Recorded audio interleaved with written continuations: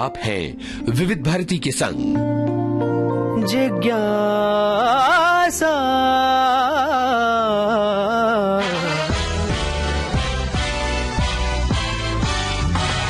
जिज्ञासा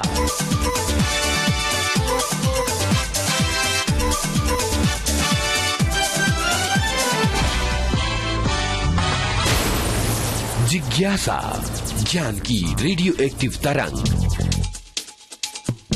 ज्ञान की रेडियो एक्टिव तरंग जिज्ञासा में मैं यूनुस खान आप सभी का बहुत बहुत स्वागत करता हूं और आप सभी को स्वतंत्रता दिवस की असंख्य शुभकामनाएं देता हूं। आज मिली थी माँ को आजादी, आज मिली थी माँ को आजादी। झूमके गाओ मत वालों, ओ दिल वालों, आज 15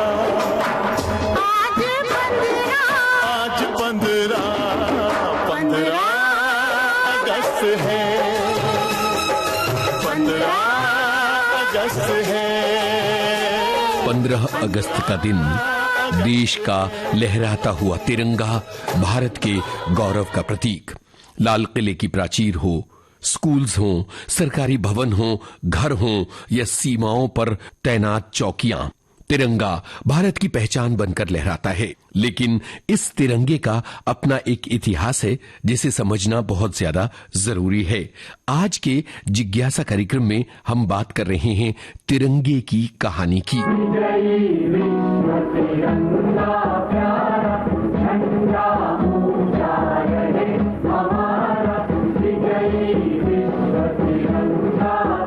स्वामी विवेकानंद की शिष्या सिस्टर निवेदिता ने कुछ आजादी के दीवानों के साथ मिलकर 7 अगस्त 1906 को बंगाल विभाजन के विरोध में कलकत्ता के पारसी बागान चौक यानी कि ग्रीन पार्क पर तिरंगा फहराया था। इस तिरंगे में 3 रंग की पट्टियां थीं। सबसे ऊपर हरा रंग, बीच में पीला और नीचे लाल रंग की पट्टियां थीं। ऊपर की पट्टी में 8 कमल के फूल थे जिनका रंग सफेद था। पीली पट्टी में नीले रंग से वंदे मातरम लिखा हुआ था। इसके अलावा सबसे नीचे वाली लाल रंग की पट्टी में सफेद रंग से चांद और सूरज भी बने हुए थे। ये था शुरुआती तिरंगा। भारत ब्रिटिश सरकार के अधीन था। आजादी का आंदोलन चल रहा था। स्वदेशी और बहिष्कार आंदोलन के जरिए राष्ट्रीय चेतना मजबूत की जा रही थी। ऐसे में भारतीय राष्ट्रीय ध्वज का एक सही स्वरूप सामने आना इस बात का प्रतीक था कि हम अपने देश को आजादी की ओर ले जा रहे हैं और अपना एक राष्ट्रीय चिन्ह भी बना रहे हैं।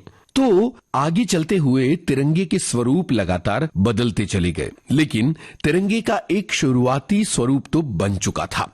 सन 1907 में पेरिस में मैडम भीकाजी कामा ने देश से निकाले गए क्रांतिकारियों के साथ एक झंडा फहराया था। हालांकि इस वक्त तिरंगे के स्वरूप में थोड़ा बदलाव किया गया था। इसमें केसरिया, पीला और हरा रंग था, यानी इन रंगों की पट्टियां, बीच में वंदे मातरम लिखा था और इसमें चांद और सूरज के साथ 8 सितारे बने हुए थे। मैडम भीकाजी कामा ने विदेशों में भारत से जुड़ा एक झंडा फहराकर स्वतंत्रता की आवाज को अंतर्राष्ट्रीय पटल तक पहुंचा दिया था।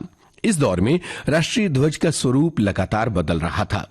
तीसरी बार सन 1917 में घरेलू शासन आंदोलन के दौरान झंडे को फहराया गया, यानी होम रूल आंदोलन के दौरान, क्योंकि अब तक आजादी की लड़ाई देश की राजनीति के साथ मिलकर एक बहुत ही अहम मोड़ तक आ गई थी। मैडम एनी बेसेंट ने लोकमान्य बाल गंगाधर तिलक के साथ मिलकर होम रूल आंदोलन के दौरान झंडे को फहराया था। इस वक्त तिरंगे के स्वरूप में थोड़ा बदलाव किया गया था। तिरंगे में 5 लाल और 4 हरे रंग की हॉरिजॉन्टल पट्टियां एक के बाद एक थीं और सप्तऋषि ओरिएंटेशन पर बने 7 सितारे थे। बाईं तरफ ऊपरी किनारे पर यूनियन जैक था और एक कोने में सफेद अर्धचंद्र और सितारा भी था। इसका उद्देश्य था भारत के लिए स्वशासन की मांग को व्यक्त करना। यानी अब ये झंडा केवल राष्ट्रीय भावना का प्रतीक नहीं था, बल्कि हम अपने अधिकारों की और अपने शासन की, या ये कहें कि स्वशासन की मांग भी करने लगे थे।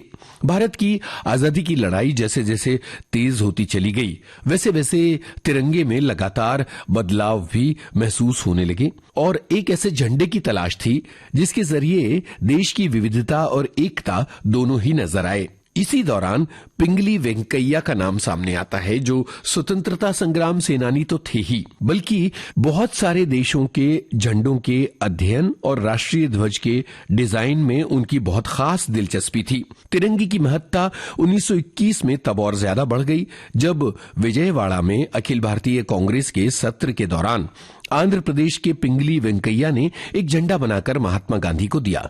इस वक्त झंडे में दो ही रंग थे, एक लाल जो हिंदू समुदाय का प्रतिनिधित्व करता था और दूसरा हरा जो मुस्लिम समाज की मेजबानी करता था। जब बापू ने इस झंडे को देखा तो इसमें उन्होंने सफेद रंग जोड़ने की सलाह दी और साथ में चरखा भी बापू ने ही जुड़वाया था।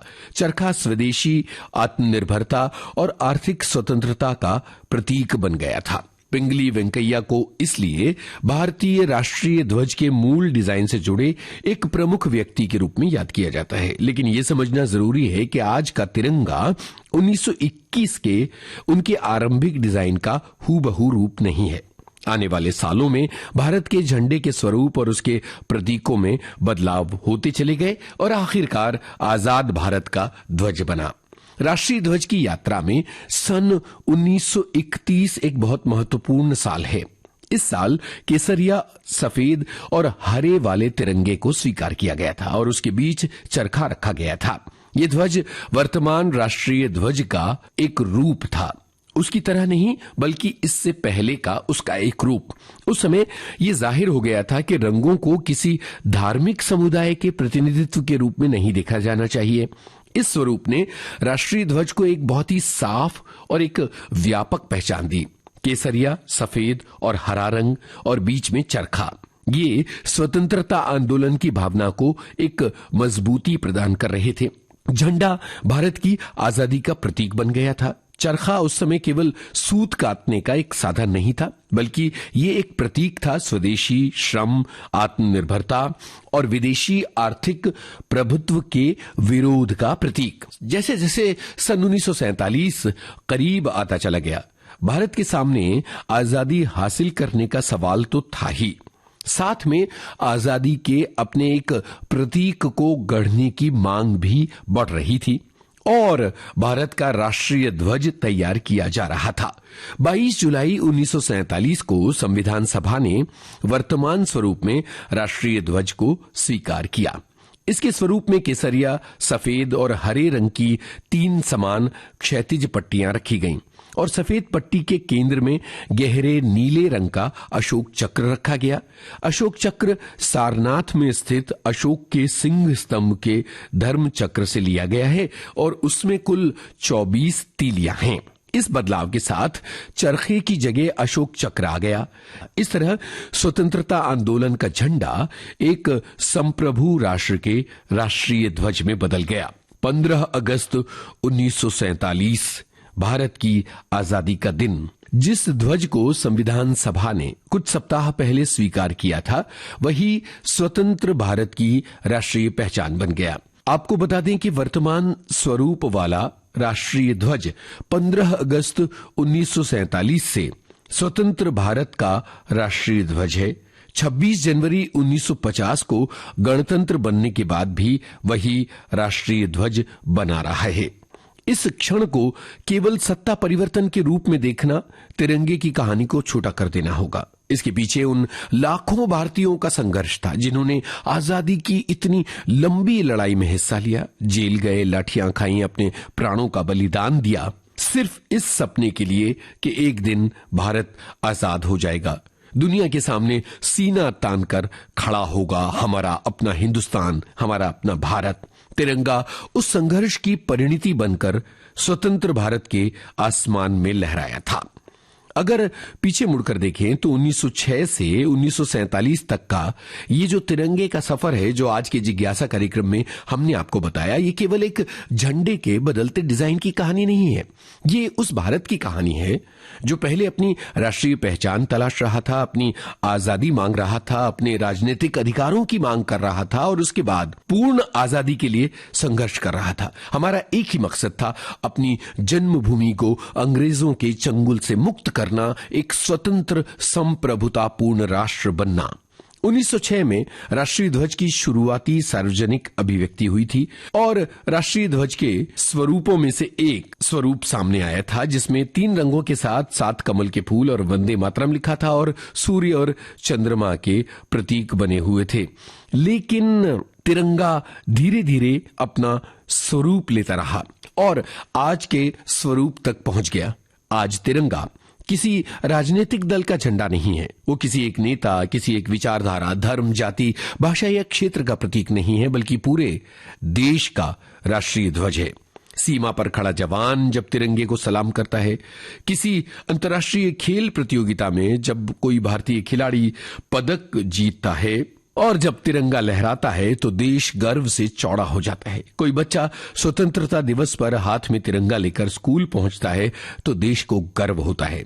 कोई नागरिक अपने घर पर जब तिरंगा फहराता है तो देश को गर्व होता है। हम सभी एकता के सूत्र में बंधे नजर आते हैं। तिरंगा हमारी आजादी के गौरव का प्रतीक है। तिरंगा हमें यह भी याद दिलाता है कि स्वतंत्रता केवल एक तारीख नहीं है, स्वतंत्रता के साथ जिम्मेदारियां आती हैं। राष्ट्रध्वज के प्रति सम्मान का अर्थ केवल किसी एक दिन राष्ट्रध्वज को फहरा लेना नहीं है, बल्कि लोकतांत्रिक मूल्यों को मजबूत करना है, उन मूल्यों को जिनके आधार पर स्वतंत्र भारत ने अपनी यात्रा तय की थी।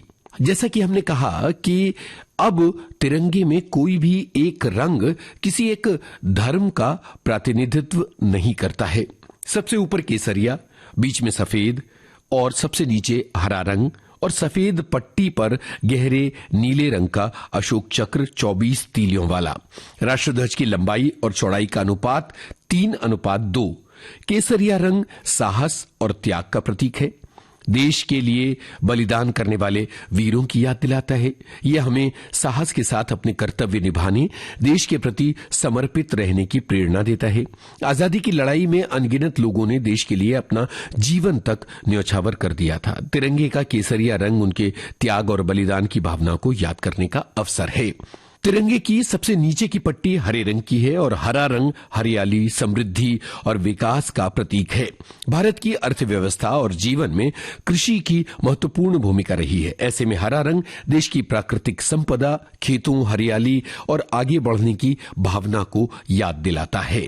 तिरंगे के सफेद हिस्से के बीच बना गहरे नीले रंग का चक्र अशोक चक्र कहलाता है। इसे सारनाथ के अशोक सिंह स्तंभ पर बने धर्म चक्र से लिया गया है। इसमें 24 तीलियां होती हैं। अशोक चक्र का संदेश है जीवन और राष्ट्र की प्रगति लगातार आगे बढ़ते रहने में है।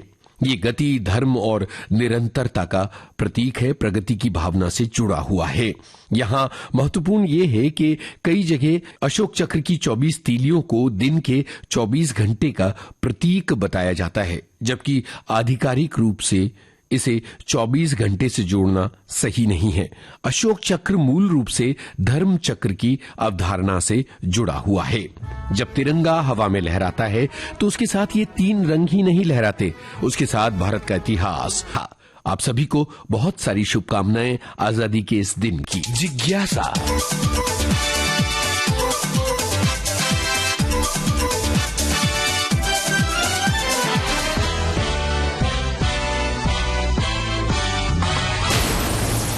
जिज्ञासा।